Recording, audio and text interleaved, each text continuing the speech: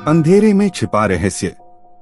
राजत और विनय दो दोस्त अपने गांव में जीवन बिता रहे थे।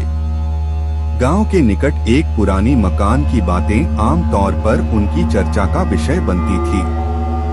मकान के बारे में कहा जाता था कि वह अधूरा है और उसमें अनगिनत रहस्य छिपे हैं। एक दिन दोनों दोस्त ने फैसला किया कि उन्हें वह मकान जाकर देखना चाहिए। रात्रि के समय जब सब लोग सो गए थे, वे मकान की तरफ बढ़े। वहां पहुंचकर उन्होंने देखा कि मकान का दरवाजा खुला है। धीरे धीरे वे अंदर चले गए। मकान के अंदर अजीब सी सन्नाटा था।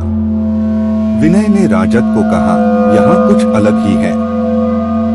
राजत ने ध्यान दिया और कहा, हाँ, और यहाँ कुछ अजीब भी है। जब वे आगे बढ़े तो उन्हें एक अजीब सी महक महसूस हुई। वह महक कुछ अनजानी थी, जैसे कि पुरानी किताबें और अजीब सी चीजें का संगम हो। विनय ने कहा, क्या यह यहाँ रहने वाले की किताबें हैं? राजत ने उसे एक पुरानी किताब दिखाई, जिसमें अजीब सी भाषा में कुछ लिखा था। वे समझ नहीं पा रहे थे कि यह कौन सी भाषा है और क्या लिखा गया है।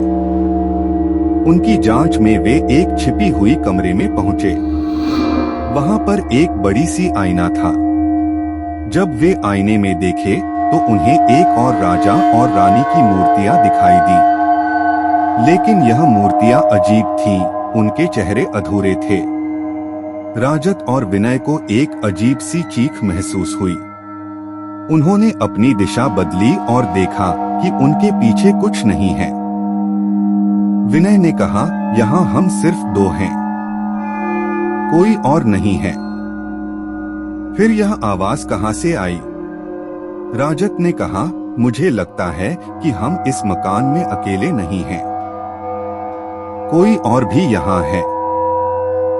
वे अब दरवाजे की तरफ ध्यान दिए। जब वे दरवाजा खोलने के प्रयास में थे तो वे देखा कि वह खुद बाजार में थे। राजत और विनय ने जल्दी गांव के लिए रास्ता बनाया। जब वे गांव पहुंचे तो उन्होंने अपने दोस्तों को उनके अनुभव के बारे में बताया, लेकिन कोई भी उनकी बातों पर यकीन नहीं कर पा रहा था। वे समझ नहीं पा रहे थे कि उनके वहां के अनुभव को सही या गलत मानना चाहिए। लेकिन एक बात साफ थी कि वह मकान और उसके अंदर का रहस्य अभी भी अनसुलझा है।